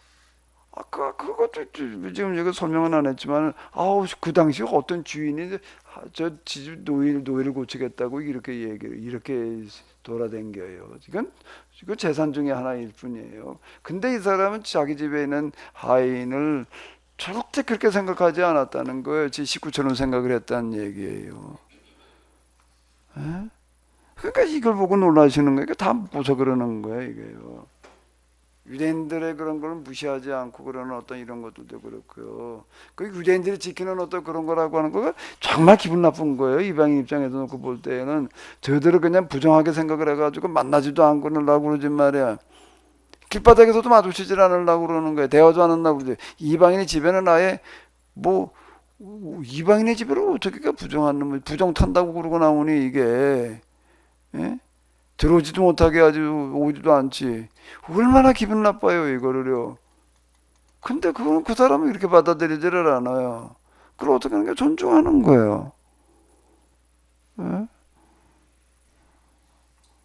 그래 놀라시지. 예수님께 말씀하신 믿음은 이런 믿음인 것 같아요.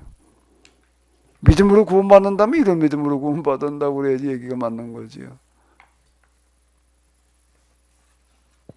목사님, 백부장의 하인을 고칠 이 기적 이야기를 요한복음에서도 4장에 기록이 되어 있는데 이걸 두 번째 표적이라고 그랬거든요.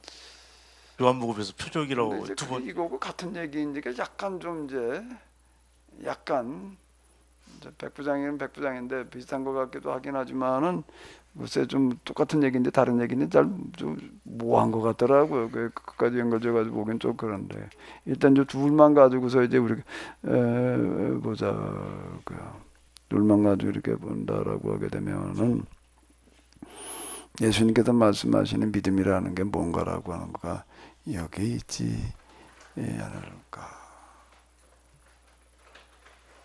이런 믿음 그리고 계약법을 실천하는 행위, 그 실천을 통해서 구원받는 거지.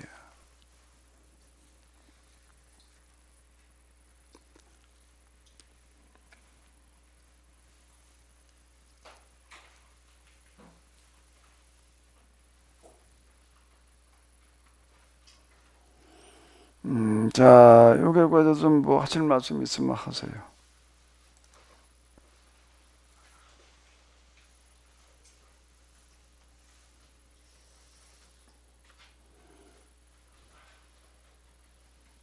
우리가 알고 있는 이신칭이 정통 구원론은 전혀 이게 앞뒤가 안 맞아요.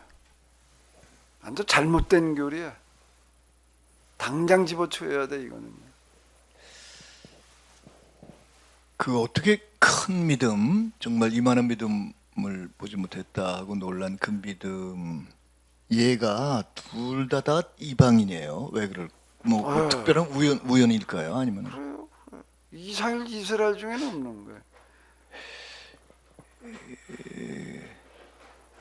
그게 왜 하여튼 좀 그게 그 아직도 성경 읽으면서 이렇게 여러 그 이렇게 뭐그 안 믿는 또는 뭐 지금 초신자 중에 저 수로보니게 여인, 가나안 여인 얘기 들으면서 아 예수님이 어떻게 이렇게 얘기할 수 있냐?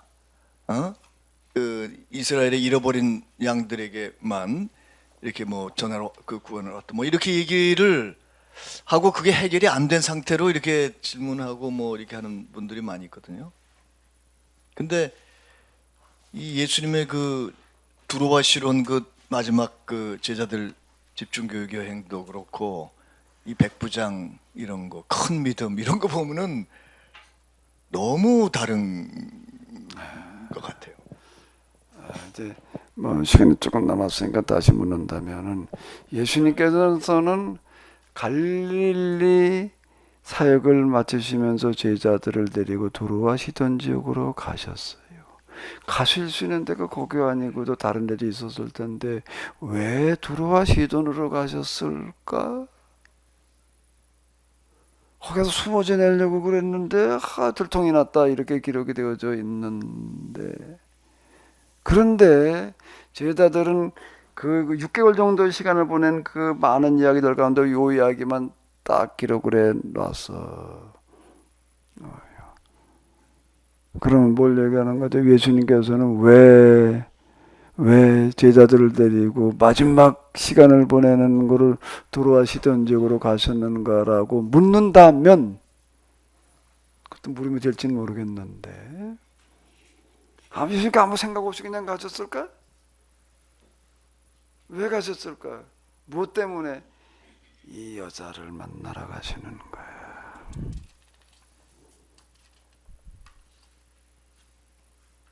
제자들에게 이 여자를 소개시키러. 어디에 그런 얘기가 있느냐? 주여, 소리를 지르는데 들은 척도 안 하죠. 제자들이 보다 못해가지고 도대체 포기할 여자가 아니니까 시끄러도 안 되겠으니까 좀 고쳐줘서 보내시지요. 이렇게 나오는 거. 나는 이스라엘 집 이외에는 보내심을 받지 않았다. 이 여자가 소리를 질렀어요. 어디서 소리를 질렀을까? 대문 밖에 와서 소리 지른 거예요. 문짝을 두드리면서. 또 그냥 이 여자도 포기를 몰라.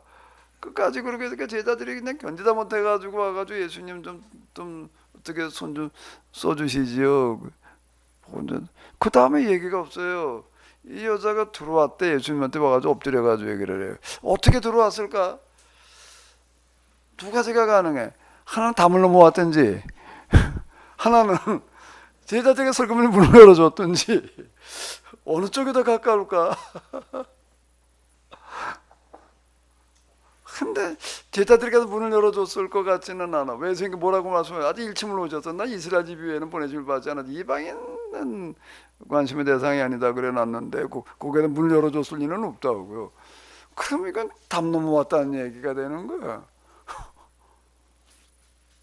그러고 와가지고서 나를 도와주소서. 그래도 또 뭐라고요? 자녀들에게 줄 떡을 취하여 개에게 주는 게 마땅치 않다. 예수님께서 누구에게 하신 말씀입니까? 나는 이스라엘 집 외에는 보내심을 받지 않았다. 누구에게? 이 자녀들에게 줄 떡을 취하여 개에게 주는 게 마땅치 않다. 누구에게 하시는 얘기죠? 이 여자에게? 제자들에게.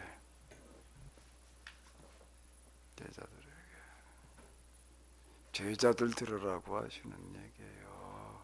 그러니까 이 결론이 나오는 거예요. 사람의 생각을 아시는 예수님께서 저 고라사지 귀신 들린 사람의 울부짖음을 갈릴리 이편에 들으시고 찾아가시는 예수님께서 찾아가시는 거예요. 진짜 믿음을 가진 사람을 만나러, 진짜 믿음을 가진 사람을 만나러 가서 뭐라고요? 이 믿음을 배워라. 이렇게 해석하면 너무 비약일까? 아멘. 비약이라고? 아니. 그렇지 않아 그 마음에 은혜가 됐다는 뜻입니다. 비약일까 그랬더니 예? 아멘 그랬으니까 아니 아닙니다. 비약이라고 한 그게 거예요. 아니고 질문이 있어서. 그럼 작은 믿음은 약간 이제 질책하시는 의미들로 이렇게 느껴지는데 그거에 대해서도 좀 이렇게 그건 여기 내가 몇 개 언급을 해놨잖아요. 예, 네. 믿음이 적은 자들아라고 한 걸 주로 하나 그런 찾아봐야 표현들로. 되는데 그럼 보면 찾아보셔. 그럼 답이 나올 것 같은데. 거기 저 마태복음 6장 30절 뭐 8장 26절 여기 마태복음 6장에는 뭔가 맨날 뭘 먹을까 뭘 입을까 뭘 마실까 이거나 걱정하고 있는 걸 믿음의 적은 자들이라고 그런 거예요. 없다고 하지 않고 적은 자라고 하는 건 왜 그럴까요? 글쎄 없다고 그런 것보다는 좀 나은 건가 그게? 그러니까요. 그 느낌이 어떤 건지. 하나님 믿는다고 그러면 맨날 뭘 맞을까 뭘 어쩌고 저쩌고 믿음이 적다는 얘기일까 믿음이 없다는 얘기일까 잘못된 믿음이라는 얘기일까 다 한 것 같은데 됐다. 기약본 믿음에서는 지금 뭘 맞을까 뭘 이기고 걱정하는 게 아니에요. 새겨 들으면 되는 거죠. 그러니까 제가 이제 그래서 최종 질문은 그러니까 이 큰 믿음의 어떤 모델을 제시를 하는 걸로 저도 이제 그렇게 이해를 하면서 결국 우리가 이러한 믿음의 지향성이 있어야 된다는 말씀을 지금 가르쳐 주시고 계신 것인가? 그러기도 하고요. 그리고 또 하나 물어보는 거예요. 예수님께서 주로 시돈으로 가셨냐라고 해도 여자를 만나러라고 해도 결코 지나친 얘기는 아닐 거예요. 그럼 제자들이 이걸 기록해 놓은 이유는 또 어디에 있을까? 왜 이거 자기 수치인데? 우리가 그런 믿음이 없었다. 우리는 고백적. 예수님을 그렇게 다 버리고 따라다닌다고 뭐 그러고 어쩌고 저쩌고 했지만 우리는 결국 이 여자만도 못했다. 믿음이 적은 자다라고 얘기를 하라 그러는 건 귀신 들린 사람 예수님께서 변화산에 올라가 있는 중에 귀신 들린 사람들이 왔는데 이걸 못 고치고 있는 거예요. 이거. 예수님께서 화내시는 그런 장면도 나오고 그러는데 근데 이 여자는 뭐라고 한마디 얘기했더니 귀신이 나갔다고 그러고 있는 거예요. 우리는 이 여자만도 못했다라는 자기 고백이에요. 이걸 왜 써놔요? 이거 생각 없이 써놓을까? 그게 영성이에요.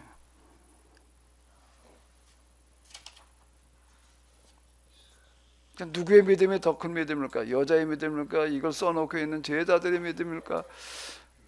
제자들 이 여자를 만나러 갈 때는 여자도 못했지만 이거 쓸 때쯤에 가가지고서는요 주어라는 거지요. 그러니까 이걸 써놓고 있는 거예요. 이게. 베드로가 예수님을 3번 모른다고 저주하면서 부인하는 얘기는 누구만 하는 얘기예요? 베드로만. 베드로가 입 다물고 있었으면 몰라.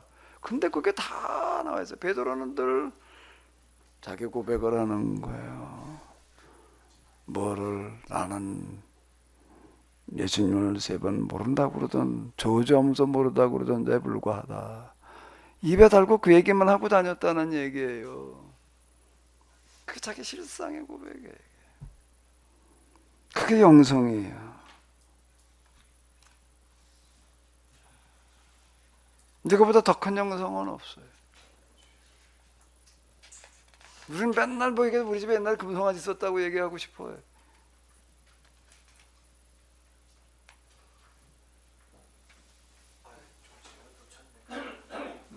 종치는 걸 잊어버렸대.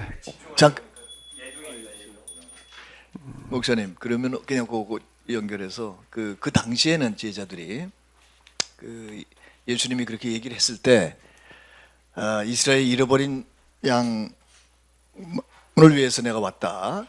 그다음에 그 이방인을 개에게 주는 게 옳지 않다. 그러니까 이방인이 개다. 이렇게 두 얘기를 했을 때 제자들은 그 당시에 그 당연하지. 그렇게 대부분 생각했을까요? 그 당시에. 그 당시에 혹시 그 중에 믿음이 좀 있는 사람이 예수님 왜 이러시지? 이렇게 생각한 사람도 있었을까? 이게 궁금해요. 그건 좀 그 제자들한테 물어봐야 될 것 같은데. 근데 그 당시 어쨌든 유대인들은 이방인들을 개라고 생각한 거는 맞죠. 네. 유대인들은 그렇게 생각했어요. 그리고 개는 일단 우리 이스라엘 여기에 지금 우리가 전도한다는 생각을 갖고 있었을 거고. 돼지, 개 이렇게 생각을 해서 이방인은 이때 돼지처럼 개처럼 취급을 하는. 근데 아마도 예수님께서는 아주 제자들은 예수님의 이런 말씀을 대하면서 큰 충격을 받았을 거거든요. 왜 평소에 예수님하고는 너무 다른 거예요. 예수님은 이렇게 얘기하신 적이 없거든요. 가늠하다 현장에 붙든 여자를 향해서도 나는 널 죄 있다 하지 않겠다고 그러셨지. 오직 뭐 개, 뭐 돼지. 그러니까 예수님께서는 마지막으로 제자들에게 각인을 시키는 거예요. 뭘로? 충격요법으로. 너무 충격적인 이야기로 다가오는 거였을 것 같아요. 왜 그렇게 말씀하시는지, 그게 누구에게 얘기를 하시는 얘기로 들려진 거죠. 돌이켜놓고 보니까 그 개가 누구였을까? 개가 제자들이었었죠, 처음에. 네? 예수님 눈에나마 개가 처음에는 제자들 보고 개라고 했을지도 모르겠네요. 깨닫지를 못했습니다. 그건 진짜 그런 거예요. 제자들 향해서 너를 보라는 얘기야. 이 여자를 통해서 너를 봐라. 여자 개 얘기라고 얘기를 할 때 예수. 제가 아까 이건 그 제자들에게 이 여자애가 하는 얘기가 누구에게? 제자들에게 하시는 말씀입니다. 제자들 들으라고 하시는 말씀이라고 봐야 된다는 얘기가 그 얘기가 되는 거예요. 예, 말씀하세요. 근데 목사님 그 백부장도 그 수로보니게 여인처럼 그 나싱의 그런 어떤 영성으로 예수님이 그 믿음을 크다고 하신 건지, 그 수로보니게 여인이랑 백부장이랑 그 I am nothing이라고 하는 그것을 보고서 믿음이 크다. 똑같이 그렇게 말씀을 하신 건지. 예. 그러니까 두 사람 다 공통점이 제가 느끼기에는요. 이런 본문을 이렇게 읽어 내려가면서 그건 제가 자기 발견의 자기 고백인데 이거는 nothing이라고 하는 어떤 이런 단계에 이르러서 비로소 내 자신을 이렇게 보게 되더라고요. 나 자신을 그러니까 그게 이제 그렇게 보게 되는 과정과 뭐 방식이 여러 가지가 있겠죠. 저처럼 영성의 경험을 통해서이기도 하지만 이 사람도 여러 가지 어떤 뭘 통해 가지고 이렇게 뭐 교육을 통해서 갈 수도 있고 뭘 통해서 갈 수도 있고 그런데 어쨌든 결론은 여기에 이르는 납승에 이르는 그런 부분의 영성의 과정에서는 마지막 단계 얘기예요.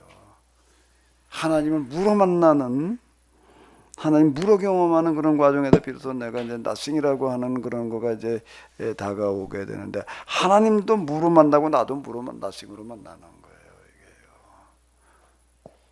근데 이제 어떻게 생각을 하면 아니 그 예수님은 참 만나기 어려운 분이잖아요. 예. 이런 이방인들 입장에서 봤을 때. 예.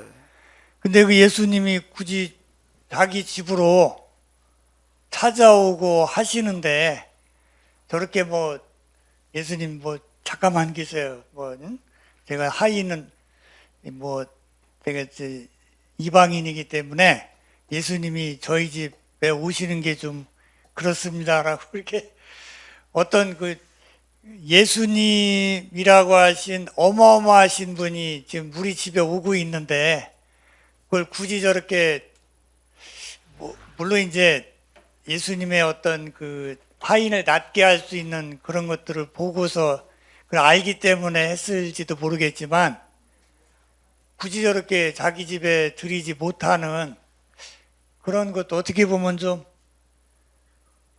기분 나쁠 수도 있지 않았을까? 제자들이 봤을 때. 제자들이 봤을 때 아니 이 사람 뭐야 이게?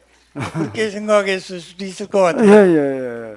그런데 이제 그 왜 백부장이 그렇게 말하는지가 장로들을 통해서도 이미 이제 전달이 되어졌고 그리고 우리 집에 오심을 내가 감당하지 못하겠나이다라고 얘기하는 그것도 그렇고 이건 평범한 사람의 얘기가 아니었다. 그 부분을 예수님께서는 이제 놀라셨다. 제가 보기는 이스라엘에 이만한 사람은 못 봤다. 얘기를 해보셔요. 예, 제가 보기는 좀 누가복음 저희 4장에서는 나사렛 회당에서 예수님께서 신년 선포하시고 그때 하는 말씀이 이 엘리야 중에 시대에도 그 시돈 땅에 그 사렙다 과부에게 과부가 이스라엘에도 많이 있었는데 사렙다 과부한테 가서 기적을 베푼 거고 엘리야도 그다음에 엘리사도 그 나만 병을 고친 게 나병 환자가 이스라엘도 많은데 그 아람의 그 군대 장관 나만을 갇힌 게 첫째는 예수님이 유대인만 아니라 그 이방인도 사랑하시고 이방인에도 복음을 전하시고 그리고 구약의 이런 예언자들이 행한 것을 또한 성취하시고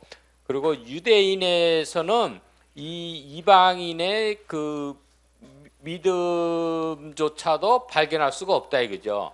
유대인은 아까 개보다 못한 게 뭐 유대인을 개처럼 이방인을 유대인이 개처럼 취급했다 그러는데 오히려 역설적으로 반대로 얘기하면 유대인은 이방인의 개보다도 못한 오히려 더 열등한 그 믿음에 소유한 그 시대적인 그 유대인의 그 상황을 또한 반영한 게 아니냐 그런 생각이 듭니다. 그러니까 이제 지금 말씀하신 거로 이렇게 들어보게 되면은 예수님께서는 유대인뿐만 아니라 이방인도 그건 뭐 사렙다 과부 나만 뭐 다 이방인이잖아요. 공통점이요 특징이. 그런데 이제 여기 두 큰 믿음의 사람들도 다 이방인이고 또 그 여자고 사렙다 과부 가난 여인 그 남자 여자 따지지 않고 이렇게 얘기하지만 유대인뿐만 아니라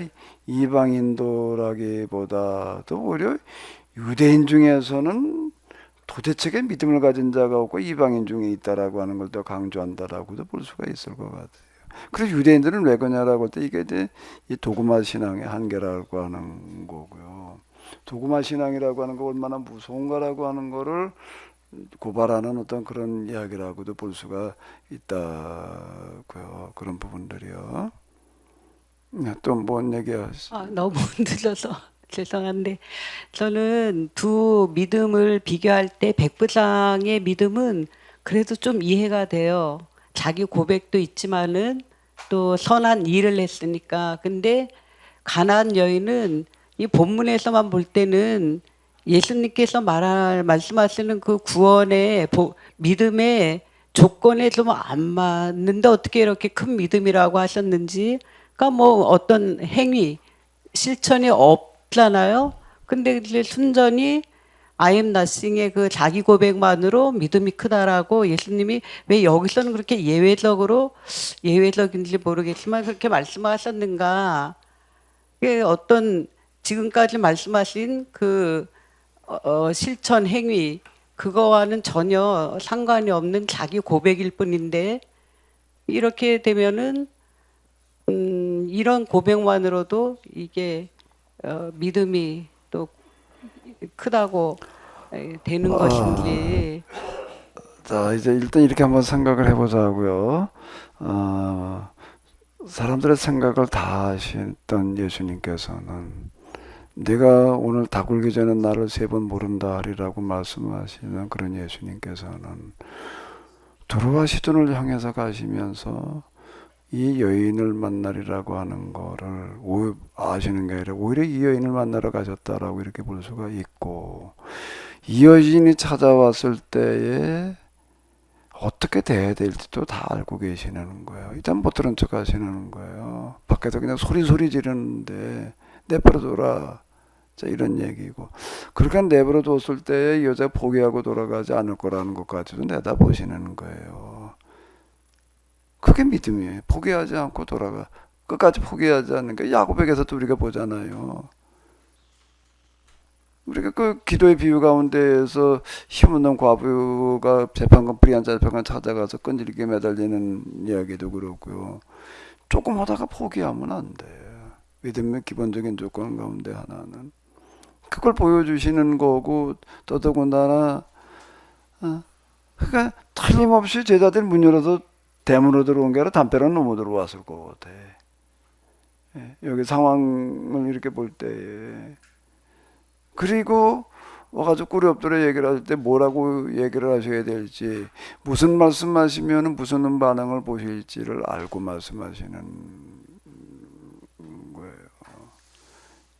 자녀들에게 줄 떡을 개에게 주는 게 마땅치 아니하다라는 그 말씀을 그냥 이 여인을 우습게 봐가지고서 개처럼 취급하는 그런 표현이 아니고, 그런 표현 유대인들이 일상적으로 쓰는 어떤 그런 거였는데, 개 취급하는 어떤 건데, 그런 거에 대해서 어떻게 반응을 보일지도 알고 하시는 어떤 그런 이야기, 우리가 이제 이렇게 좀 봐야 되지 않을까. 제가 이걸 이렇게 전개하는 어떤 이런 부분은 뭔가라고 하게 되면은, 제게 어느 날 어떤 일이 일어나고 나서 보니까 길바닥에 나갔을 때 사람들이 보이는데,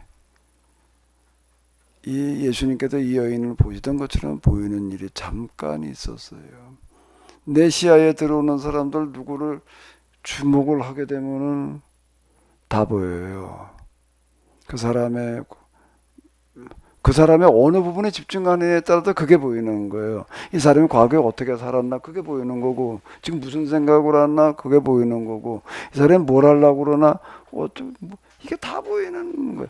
근데 이거를 경험하면서요, 예수님께서 이런 상태에서 말씀을 하시는 거였구나. 내가 그걸 하나 배운 거예요. 그냥 나도 맨날 그럴 줄 알았는데, 그건 잠깐 다 해가지고 한 10분 그랬나? 5분, 10분? 그거였어요. 1시간도 아니야. 그동안에 한 사람 한 사람 들여다보면 그게 다 보이더라고요. 지나간 것뿐만 아니라 지금뿐만 아니라 오늘 다 구길 전에 내가 3번 나를 모른다, 이것도 보이는 어떤 이런 거야. 이게 예수님이 이런 상태에서 그 경험이 지금 나로 하여금 예수님께서 보이신 행보를 이렇게 생각하게 하는 거예요. 틀림없이 예수님께서는 두루와 시돈은 그냥 맹탕 가신 게 아니다. 여자를 만나러 가셨다. 자, 그만하겠습니다. 시간 좀 너무 많이 지났는데요. 예, 수고 많으셨습니다.